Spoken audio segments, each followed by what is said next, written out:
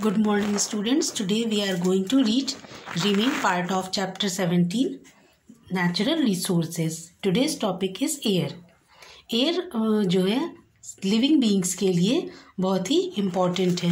हम सभी सांस लेने में, ब्रीथ करने में ऑक्सीजन लेते हैं और कार्बन डाइऑक्साइड बाहर निकालते हैं।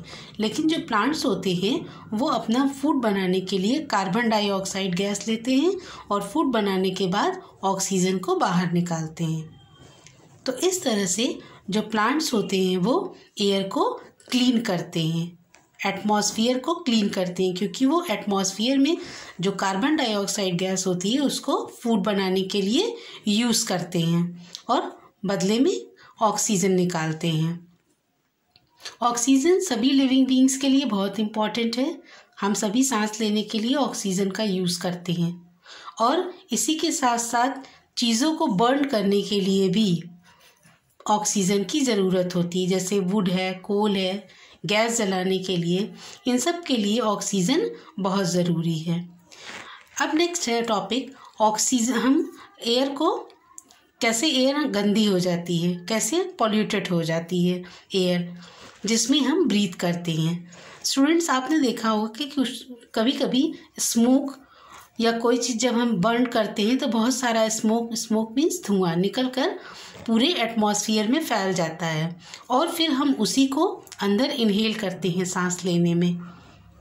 तो ये चीज़ हमारे लिए बहुत ही हार्मफुल होती है। इसी के साथ साथ इस स्मोक में बहुत सारे अनबर्न्ड टाइनी पीसेस होते हैं जिनको सूट कहा जाता है, जो कि जलते नहीं और वायरस और बैक्टीरिया के रूप में उसी स्मोक में मिलकर एटमॉस्फेयर में मिल जाते हैं और फिर हम जब सांस लेते हैं उसी एटमॉस्फेयर में तो वो हमारे अंदर चले जाते हैं। तो इस तरह से फैक्ट्रियों से और बड़ी बड़ी कंपनियों से जो स्मोक निकलता है वो भी एटमॉस्फेयर में मिल जाता है, जिससे कि उसमें बहुत सारे वायरस और बैक्टीरिया हो जाते हैं और फिर हम जब सांस लेते हैं तो वो हमारे सांस के द्वारा हमारे लंग्स तक चला जाता है और हमें इन्फेक्टेड कर देता है। Now next topic is keeping air clean. अब हम कैसे एयर को क्लीन करेंगे। जो गार्बेज होता है उसको हम जलाएं ना, उसको कहीं पे डंप कर दें। ऐसा करने से वो उसमें रॉड्स हो जाएगा, गल जाएगा और न जलने के कारण स्मोक या धुआं भी नहीं होगा। हम अगर पेड़ों को कम काटें, पेड़ों को बचाएं या न्यू प्लांट्स भी लगाते चले तो जो ऑक्सीजन होगी उसका लेवल बढ़ जाएगा, क्योंकि कार्बन डाइऑक्साइड गैस को प्लांट्स यूज़ कर लेते हैं अपना फूड बनाने में। इसी के साथ साथ कुछ लोग स्मोक करते हैं, सिगरेट स्मोकिंग या किसी और भी तरह की स्मोकिंग जो लोग करते हैं, तो उनको इस चीज़ से दूर होना चाहिए कि स्मोक ना करें, या जहाँ पे बहुत ज़्यादा भीड़ भाड़ वाली जगह है, जहाँ पे ज़्यादा लोग हैं, वहाँ पर तो बिल्कुल ना करें, ताकि उस स्मोक से जो धुआं निकल रहा है वो किसी दूसरे को नुकसान ना पहुँचाए। इसी के साथ साथ हमें अपने व्हीकल्स को सीएनजी करना होगा। जितने भी व्हीकल्स रोड पर चलते हैं वो सभी आप देखते हैं काला काला बहुत स्मोक निकलता है उनमें से, तो वो हमारे लिए बहुत हार्मफुल है। हम अगर सीएनजी वाले व्हीकल्स यूज़ करेंगे तो उनमें से स्मोक बहुत कम निकलेगा। Now turn your page. Plants and animals. अब प्लांट्स और एनिमल्स भी हमारे नेचुरल रिसोर्स हैं।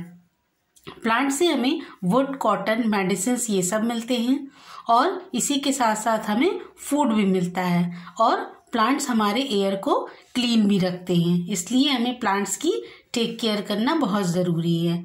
एनिमल्स को हमें फालतू में बिना काम के नहीं मारना चाहिए। कभी कभी लोग उनको मारकर उनके जो टीथ होते हैं, स्किन होती है, ये सब निकाल कर उनसे सामान बनाते हैं। तो इस तरह करने से एनिमल्स को भी नुकसान होता है। एनिमल्स से भी हमें मिल्क, एग, मीट, हनी, वूल ये सब मिलता है, लेकिन उनको अपने फ़ायदे के लिए बिना कारण मारना, this is very wrong thing. इसी के साथ साथ स्टूडेंट्स, गाइड डॉग्स भी होते हैं जो हमारी हेल्प करते हैं। जो ब्लाइंड लोग होते हैं, अंधे लोग होते हैं, उनको रास्ता दिखाने में मदद करते हैं। Next topic is caring for plants and animals. तो हमें प्लांट्स और एनिमल्स की टेक केयर करनी चाहिए, रक्षा करनी चाहिए, उनको फालतू में जानवरों को नहीं मारना चाहिए और ना ही हमें प्लांट्स को काटना चाहिए। So students, that's all for now. Have a nice day.